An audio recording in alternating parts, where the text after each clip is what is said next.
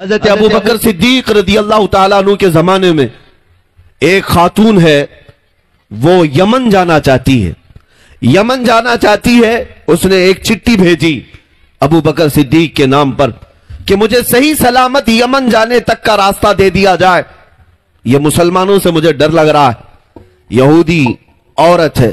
حضرت ابو بکر صدیق نے 2 جوان صحابہ کو اس کے حوالے کر دیا، ایک اونٹنی دے دیا، کہا کہ اس خاتون کو صنعاء یمن پہنچنے تک تم اس کی نگہبانی کرو۔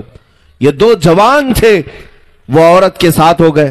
عورت کہتی مجھے ڈر لگنے لگا کہ یہ مسلمان ہیں، پتہ نہیں کیا کر دیں گے میرے ساتھ، اور راستے میں مجھے پکڑ کر مار دیں یا کیا ہو جائے گا۔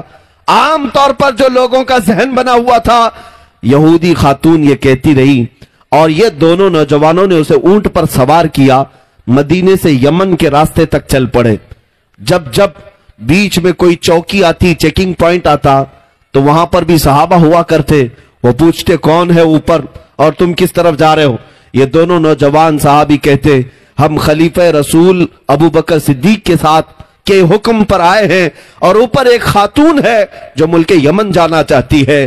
تو اوپر آنکھ اٹھا کر کے بھی کوئی وہاں سے نہیں دیکھتا تھا، آنکھ بھی نہیں اٹھاتے۔ اس طرح یہ راستہ طے ہو گیا۔ یمن آ گئی وہ عورت۔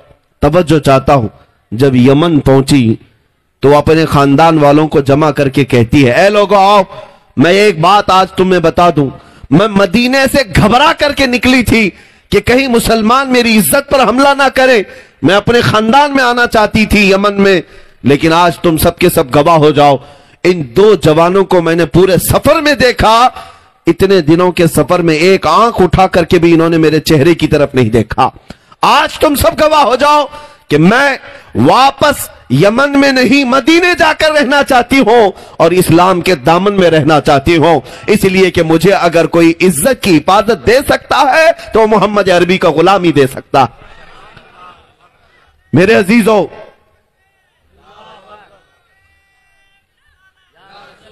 دنیا کو آج بھی یہ بتانے کی ضرورت ہے کہ تم عورتوں کی عزت پر ڈاکہ ڈالنے والی قوم میں سے نہیں، بلکہ محمد عربی کے غلام ہیں جو ہر عورت کو بہن سمجھ کر اس کی عزت کی حفاظت کرتے ہیں۔ یہ دوسروں کے دلوں میں اگر محبت آ سکتی ہے تمہارے اخلاق سے آئے گی، مصطفیٰ کریم صلی اللہ تعالی علیہ وسلم کی پیروی کرنے سے آئے گی۔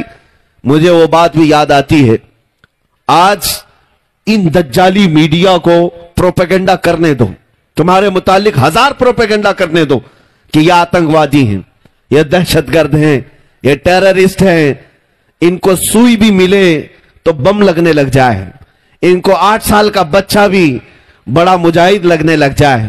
ان کے حالات یہی ہیں، انہوں نے ایڑی چوٹی کا زور لگایا ہے اور اسی بات پر قسم کھا کر بیٹھے ہیں کہ اگر بگاڑیں گے کسی کا چہرہ تو صرف مسلمان کا بگاڑیں گے۔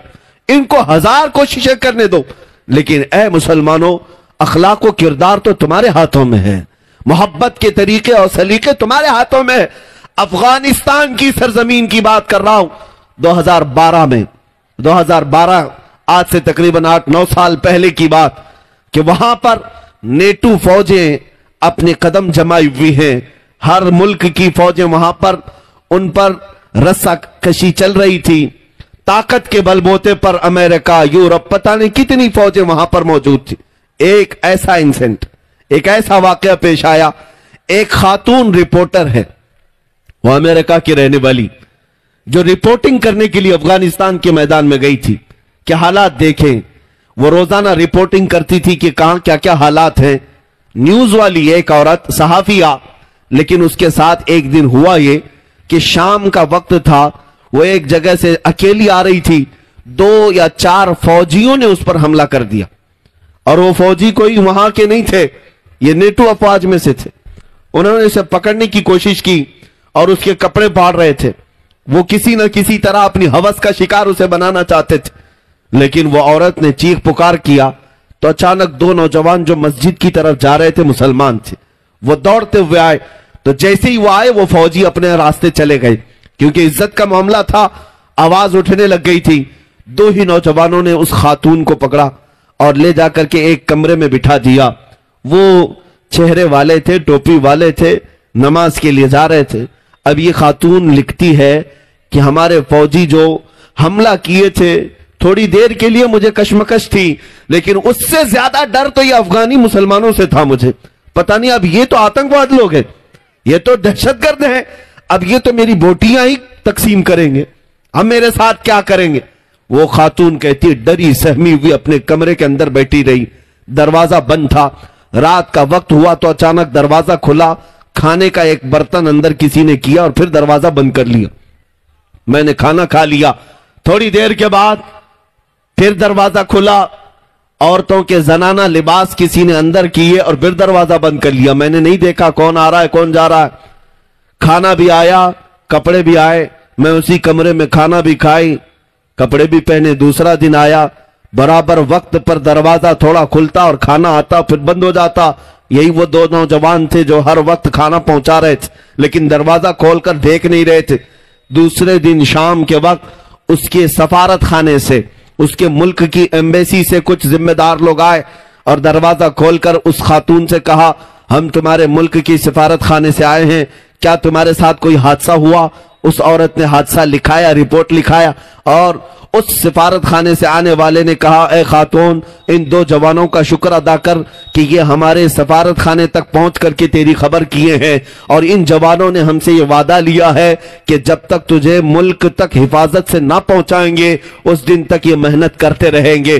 وہ خاتون کہتی ہے میں ان جوانوں کو نہ جانتی تھی نہ پہچانتی تھی، نہ ان سے میرا کوئی رشتہ تھا نہ کوئی ناتا تھا، لیکن انہوں نے میری عزت کی حفاظت کی. یہاں تک کہ وہ خاتون اپنے ملک پہنچی اور اس کے بعد اس نے اخبار میں ایک آرٹیکل لکھا تھا، آج سے 8-9 سال پہلے کی بات کر رہا ہوں. وہ عورت کہتی ہے بچپن سے میرے دماغ میں یہ ڈالا گیا تھا کہ مسلمان وحشی ہوتا ہے، مسلمان آتنک کی طرف بڑھتا ہے، مسلمان عورتوں کی عزت پر حملہ کرتا ہے، لیکن اے لوگوں یہ دنیا جھوٹ بولتی ہے، یہ میڈیا پروپیگنڈا کرتی ہے. میں خود صحافیہ ہوں، میں خود رپورٹر ہوں، میں نے افغان کی سرزمین پر دیکھا ہے حملہ کرنے والے کوئی اور تھے، حفاظت کرنے والے تو محمد کے غلام تھے صلی اللہ تعالی علیہ وسلم. میرے عزیزو آج بھی دنیا جانتی ہے کہ اخلاق و کردار میں اگر کوئی سچا ہو سکتا ہے وہ ایک ایمان والا ہو سکتا ہے، بس شرط اس بات کی ہے جس کو اقبال نے بار بار کہا تھا کہ محمد سے وفا تو نے تو ہم تیرے ہیں، یہ جہاں چیز ہے کیا لوح و قلم تیرے ہیں. دنیا آج تمہارے قدموں میں آنے کو تیار ہے لیکن وفا تو کرو اس محمد عربی سے صلی اللہ تعالی علیہ وسلم. عزیزان گرامی وقار، ایک دو نہیں کئی ایسے حادثات ہوئے جس میں دنیا یہ دیکھنا چاہتی ہے